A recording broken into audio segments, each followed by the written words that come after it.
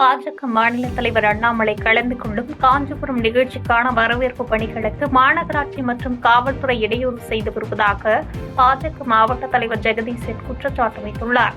பாஜக மாநில தலைவர் அண்ணாமலை தலைமையில் மும்மொழி கொள்கை குறித்த விளக்க பொதுக்கூட்டம் ஏப்ரல் 12ஆம் தேதி காஞ்சிபுரத்தில் நடைபெறவுள்ளது. இதனையொட்டி மாவட்ட நிர்வாகிகள் கூட்டம் தனியார் திருமண மண்டபத்தில் நடைபெற்றது. இதில் பாஜக மாநில தலைவர் அண்ணாமலை காஞ்சி வருகையொட்டி அவரை வரவேற்பது, தொண்டர்களுக்கு உரிய அழைப்புதல் அளித்தல் உள்ளிட்ட விஷயங்கள் குறித்து ஆலோசிக்கப்பட்டது. இதனைத் தொடர்ந்து செய்தியாளர்களை சந்தித்த மாவட்ட பாஜக தலைவர் ஜெகதீசன், காஞ்சிபுரம் நகரில் நடைபெறவுள்ள பொதுக்கூட்டத்திற்கு உரிய அனுமதி கேட்டு மாவட்ட நிர்வாகம் மற்றும் மாவட்ட காவல்துறைக்கு விண்ணப்பித்ததன் பேரில் காஞ்சிபுரம் பேருந்து நிலையம் அருகே இடம் அளிக்கப்பட்டுள்ளது. இருப்பினும் வரவேற்பு பதாகைகள், சுவரொட்டிகள் ஒட்டுவது குறித்து காஞ்சிபுரம் மாநகராட்சி மற்றும் காஞ்சிபுரம் காவல்துறையினர் தங்களுக்கு இடையூறு ஏற்படுத்துவதாகவும், இருப்பினும் எந்த இடையூறுகள் ஏற்பட்டாலும் அதை எதிர்கொண்டு சிறந்த முறையில் கூட்டத்தை நடத்துவோம் என தெரிவித்தார். மரியாதைக்குரிய எங்களுடைய பெருங்கோட்டத்தினுடைய பொறுப்பாளர் வினோஜ் பி செல்வம் அவர்களுடைய வழிகாட்டுதலின்படியும் மாநில தலைவருடைய இந்த சமகல்வி எனதுரிமை என்கின்ற கண்டன பொதுக்கூட்டத்தை காஞ்சியில் கொடுத்திருக்கிறாங்க. அதன் அடிப்படையில் நாங்கள் முழு அனுமதியோட மாவட்டத்தினுடைய காவல் கண்காணிப்பாளர்கிட்ட அணுகி காஞ்சிபுரம் ஒரு 3 இடத்த குறித்து கொடுத்துருந்தோம். அந்த இடத்துல காஞ்சிபுரத்தில் பேருந்து நிலையம் எதிர்க்க சரஸ்வதி ஜவுளி ஸ்டோர், அந்த இடத்துல எங்களுக்கான இடம் வழங்கப்பட்டுள்ளது. அதே போல் மாநில அரசை பொறுத்த வரைக்கும் இந்த மாதிரியான விஷயங்களில் சின்ன சின்ன இடையூறுகளை எங்களுக்கு ஏற்படுத்திட்டு இருக்காங்க. பேனர் வைக்கக்கூடாது, போஸ்டர்ஸ் போடக்கூடாது, இந்த மாதிரி சின்ன சின்ன விஷயங்களை எங்களுக்கு காவல்துறை, நகராட்சி ஆணையரை கொண்டு எங்களுக்கு சில இடையூறுகள் கொடுக்குறாங்க.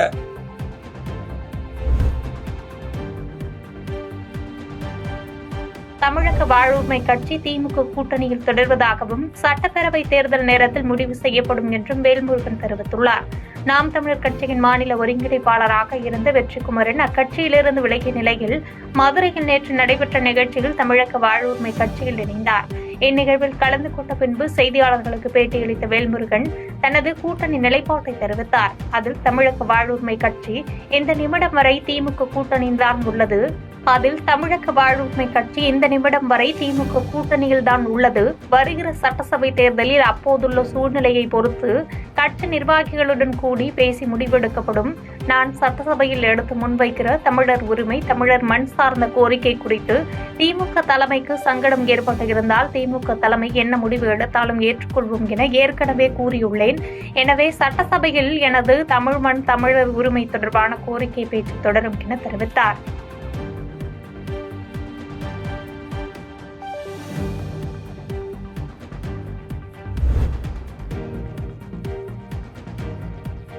மாநிலங்களின் உரிமைக்காக தலைமை தாங்குகிற இடம் சென்னை என்றும் அதன் தலைவர் மு.க.ஸ்டாலின் என்று பெருமையுடன் பஞ்சாப் முதலமைச்சர் பேசியதாக அமைச்சர் கோவி செழியன் பெருமிதம் கொண்டார். மதுரை மாநகர் மாவட்ட திமுக சார்பில் இந்தி திணிப்பு, நிதி பகிர்வில் பாரபட்சம், தொகுதி மறுவரையறை அநீதி உள்ளிட்டவைகளில் மத்திய அரசை கண்டித்து பொதுக்கூட்டம் நடைபெற்றது. இதில் உயர்கல்வித்துறை அமைச்சர் கோவி செழியன், சட்டமன்ற உறுப்பினர் கோ தளபதி, முன்னாள் அமைச்சர் பொன் முத்துராமலிங்கம் உள்ளிட்டவர்கள் பங்கேற்று சிறப்பித்தனர். கூட்டத்தில் உரையாற்றிய அமைச்சர் கோவி செழியன், சந்திரபாபு நாயுடு உள்ளிட்ட தலைவர்களும் மு.க.ஸ்டாலின் தான் தங்களுக்கு வழிகாட்டும் தலைவர் என்று கூறுகிறார்கள் என்றால், இந்தியாவில் இருக்கின்ற தலைவர்களில் நம்முடைய தலைவர் தான் முதலிடத்தில் உள்ளார் என்றும், வரும் 2000 சட்டமன்ற தேர்தலில் அனைத்து திமுக நிர்வாகிகளும் முழு வளத்துடன் பணி செய்து அனைத்து தொகுதிகளையும் வென்றெடுக்க பாடுபட வேண்டும் என்று அறிவுறுத்தினார்.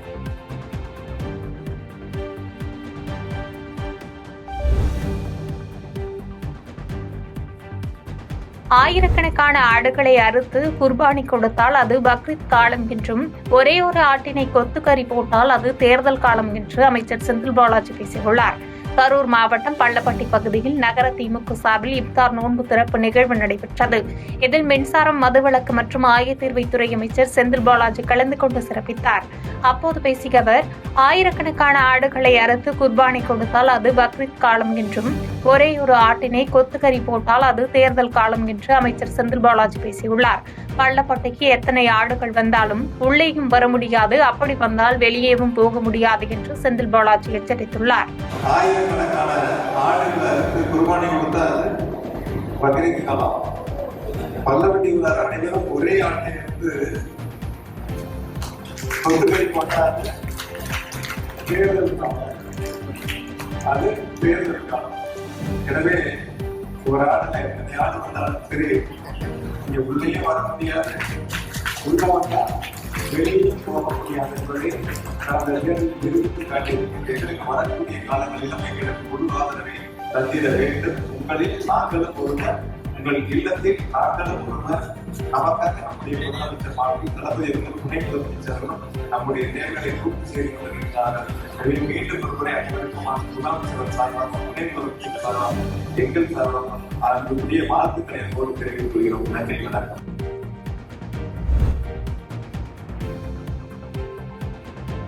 முற்போக்கு மாநிலங்களை தண்டிக்கும் வகையில் தொகுதி மறுசீரமைப்பு கொண்டுவர மத்திய அரசு முயற்சிப்பதாக துரை வைகோ கருத்து தெரிவித்துள்ளார். புதுக்கோட்டையில் செய்தியாளர்களுக்கு பேட்டியளித்த மதிமுகவின் திருச்சி நாடாளுமன்ற உறுப்பினர் துரை வைகோ, தொகுதி மறுசீரமைப்பு விவகாரத்தில் பாஜகவை தவிர தமிழகத்தில் மற்ற அரசியல் கட்சிகள் ஒரே நிலைப்பாட்டில் உள்ளதாகவும், மக்கள் தொகை அடிப்படையில் தொகுதி வரையறை செய்யக்கூடாது என்பதுதான் தங்களின் நிலைப்பாடு என கூறினார். தொகுதி வரையறை பிரச்சினையால் அண்ணாமலையின் கருத்துக்களை நம்பி ஏற்க முடியாது என்றும், 2026 தேர்தலில் நடிகர் விஜயின் கட்சி தமிழகத்தில் தாக்கத்தை ஏற்படுத்துமா என்பது குறித்து மக்கள்தான் தீர்மானிக்க முடியும் என்று கருத்து தெரிவித்தார். தொடர்ந்து பேசிய அவர், திமுக தேர்தல் வாக்குறுதியில் கூறியது போன்று ஆசிரியர்கள், அரசு ஊழியர்களுக்கு பழைய ஓய்வூதிய திட்டத்தை நிறைவேற்ற வேண்டும் என்று வலியுறுத்தினார். தொகுதி மறு சீரமைப்பு எவ்வளவு பெரிய கேடு, எவ்வளவு பெரிய பாதகத்தை தமிழ்நாடு மாத்திரம் கிடையாது, தென் மாநிலங்கள், அதுவும் தென் மாநிலங்கள் நம்ம வட மாநிலம் தென் மாநிலம் பிரிக்க வேண்டாம், வளர்ந்த மாநிலங்கள், முற்போக்கு மாநிலங்கள், இந்த மாநிலங்களுக்கு தண்டிக்கிற மாதிரி ஒரு சூழ்நிலையை உருவாக்கி இருக்கிறாங்க ஒன்றிய அரசு. அவங்க என்ன சொல்றாங்கன்னா, தொகுதி மறுசீரமைப்பு, இந்த டீலிமிட்டேஷன் ஜனத்தொகை அடிப்படையில் தான் கொண்டு வர போறாங்க. அப்படி ஜனத்தொகை அடிப்படையில் கொண்டு வரும்போது நம்மளுடைய நாடாளுமன்ற உறுப்பினருடைய எண்ணிக்கையை பொறுத்த வரைக்கும் வட மாநிலங்களோட நம்ம இங்க குறையறதுக்கு வாய்ப்பு இருக்கு. அதுக்கு உடனே அவங்க பாஜக தலைவர்கள் என்ன சொல்றாங்கன்னா, திரு அமித்ஷா அவர்கள் தமிழ்நாட்டுக்கெல்லாம் குறைக்க மாட்டோம், அவர் வாக்குறுதி கொடுத்திருக்கிறாரு, அப்ப ஏன் தேவையில்லாம இவங்க அரசியல் ரீதியை அரசியல் ஆக்குறாங்கன்னு சொல்றாங்க.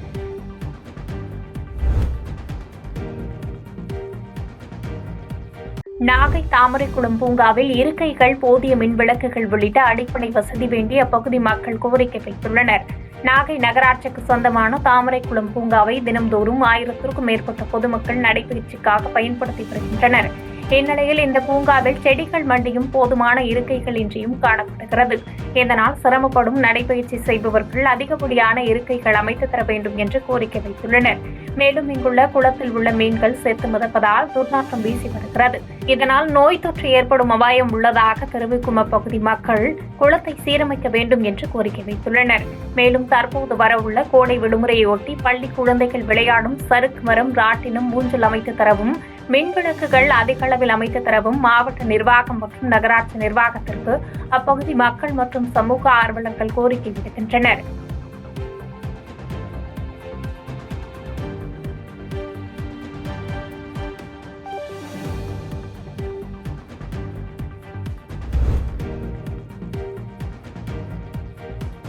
சென்னை அடுத்த பூந்தமல்லியில் தமிழக வெற்றிக் கழகம் சார்பில் இப்தார் நோன்பு திறக்கும் நிகழ்ச்சியில் 500க்கும் மேற்பட்டோர் கலந்து கொண்டு நோன்பு திறந்தனர். சென்னை அடுத்த பூந்தமல்லியில் தமிழக வெற்றிக் கழக திருவள்ளூர் தெற்கு மாவட்ட பூந்தமல்லி நகரம் சார்பில் தனியார் திருமண மண்டபத்தில் இப்தார் நோன்பு திறக்கும் நிகழ்ச்சி நடைபெற்றது. 500க்கும் மேற்பட்ட தமிழக வெற்றிக் கழகத்தினர் மற்றும் பொதுமக்கள் கலந்து கொண்ட இந்நிகழ்ச்சியில் பூந்தமல்லி தொகுதி பொறுப்பாளர் ஜெகன் அப்பு சிறப்பு விருந்தினராக கலந்து கொண்டு தலைமை தாங்கினார்.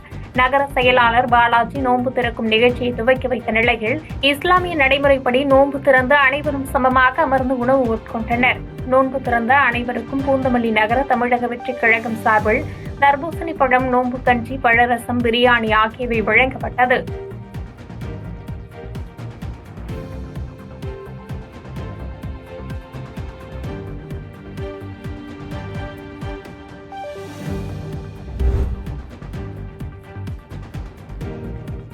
புதுக்கோட்டையில் நடைபெற்ற மாவட்ட அளவிலான பளுதூக்கும் போட்டியில் ஒட்டுமொத்த கோப்பையை புதுக்கோட்டை மாவட்டம் வென்று அசத்தியது. புதுக்கோட்டை மாவட்ட அமெச்சூர் பளுதூக்கும் சங்கம் மற்றும் யூஜின் ஜிம் இணைந்து நடத்திய 7வது மாவட்ட அளவிலான பளுதூக்கும் போட்டி புதுக்கோட்டை பேருந்து நிலையம் அருகே உள்ள தனியார் திருமண மண்டபத்தில் நடைபெற்றது. இந்த பளுதூக்கும் போட்டியில் புதுக்கோட்டை, திருவாரூர், நாகை, திருச்சி, தஞ்சாவூர், கடலூர், சீர்காழி உள்ளிட்ட பல்வேறு மாவட்டங்களில் இருந்து 70க்கும் மேற்பட்ட வீரர்கள் கலந்து கொண்டனர். இதில் 15 முதல் 25 வயது வரை உள்ளவர்கள் பங்கேற்று 55 எடை முதல் 80 எடை வரை போட்டிகள் நடைபெற்றது. இதில் கலந்து கொண்ட பளுதூக்கும் வீரர்கள் தங்களது திறமைகளை வெளிப்படுத்தினர். மேலும் இதில் வெற்றி பெற்ற வீராங்கனைகளுக்கு பதக்கங்களும் சான்றிதழ்களும் பரிசுகளும் வழங்கப்பட்டன. இப்போட்டியில் ஒட்டுமொத்த கோப்பையை புதுக்கோட்டை மாவட்டம் பளுதூக்கும் வீரர்கள் வென்றனர். அவர்களுக்கு கோப்பை, சான்றிதழ் வழங்கி சிறப்பித்தனர்.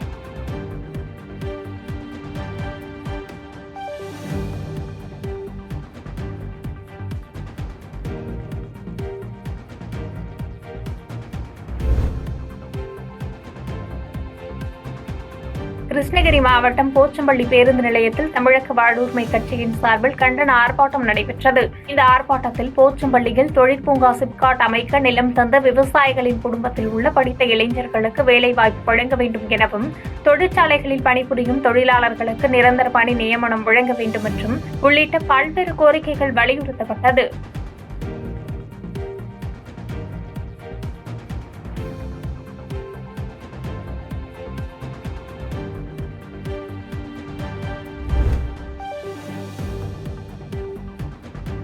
பனைமரத்து கள்ளை ஆய்வு செய்து போதைப் பொருள்தான் என நிரூபித்தால் நாங்கள் 10 கோடி தருகிறோம் என தமிழக அரசுக்கு தமிழ்நாடு கள்ளு இயக்க தலைவர் நல்லசாமி சவால் விடுத்து பேசியது பரபரப்பை ஏற்படுத்தியுள்ளது. செங்கல்பட்டு மாவட்டம் கூவத்தூர் அடுத்த முகையூர் பகுதியில் தமிழ்நாடு பனை ஏரிகளின் நீண்ட நாள் கோரிக்கையான கல் தடை நீக்குவது தொடர்பான சிறப்பு ஆலோசனைக் கூட்டம் மாநில தலைவர் சரவணன் தலைமையில் நடைபெற்றது. இந்த ஆலோசனைக் கூட்டத்தில் பனையேரி தொழிலாளர்களின் மாநில செயலாளர் பாலமுருகன், பொருளாளர் கண்ணன், பனையேரி தொழிலாளர்கள் என 300க்கும் மேற்பட்டோர் கலந்து கொண்டனர்.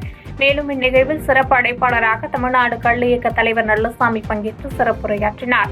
இந்நிகழ்ச்சியில் பேசிய அவர் பனைமரத்து கல் குறித்து சான்றோர்கள் கூறிய புறநானூற்று தகவல்களை எடுத்து கூறினார். மேலும் பனை மரத்திலிருந்து எடுக்கும் கல்லில் போதைப் பொருட்கள் இருக்குமேயானால் அதை குறித்து விவாதிக்க நாங்கள் தயார் என்றும், பனைமரத்து கல்லை ஆய்வு செய்து போதைப் பொருள்தான் என நிரூபித்தால் நாங்கள் 10 கோடி தருகிறோம் என தமிழக அரசுக்கு சவால் விடுத்து பேசினார். வாழ்க்கை தரத்தை உயர்த்துவது எது? கல்லுதான். உடல்நலத்தை பேணுவது எது? கல்லுதான். இதற்காக மதுவிலக்கு கொண்டு வருகின்ற பொழுது மருந்துகளுக்கு விலக்களித்து விட்டு சித்த வைத்தியம் இருப்பாங்க. சித்த வைத்தியத்துல முக்கியமான மூலப்பொருட்கள் இயற்கை விவசாயம், பஞ்சகாவியா, அமிர்தகரச தயாரிக்கிறதுக்கு முக்கியமான மூலப்பொருட்கள். ஒருத்தர் டாஸ்மாக் கடையில குடிக்கிறாரு, தொடர்ந்து குடிச்சிட்டே இருக்காரு, கல்லீரல் கெட்டு போயிடும். கல்லீரல்ல அசிட்டால் டிஹைட் என்று சொல்லக்கூடிய நஞ்சு படர்ந்து கல்லீரல் கெட்டு போய் நோயாளி உயிருக்காக போராடி கொண்டிருக்கக்கூடிய ஒரு குடி நோயாளி காலையிலும் மாலையிலும் அப்படிப்பட்ட குடி நோயாளிக்கு அளவாக கல்லை கொடுத்து வந்தால் அந்த அசிட்டால் டிஹைடு மெல்ல மெல்ல மெல்ல மெல்ல மெல்ல மெல்ல மெல்ல மெல்ல அகற்றப்பட்டு நோயிலிருந்து அவர் மீள்வார். குடிநோய்க்கு அருமருந்துகள். பாதகம் செய்பவரை கண்டால் நாம் பயம் கொள்ளலாகாது பாப்பா. மோதி மிதித்து விடு பாப்பா, அவர் முகத்தில் உமிழ்ந்து விடு பாப்பா. அண்மை செய்திகளை உடனுக்குடன் தெரிந்து கொள்ள இணைந்திருங்கள் எம் நாடு தொலைக்காட்சியுடன்.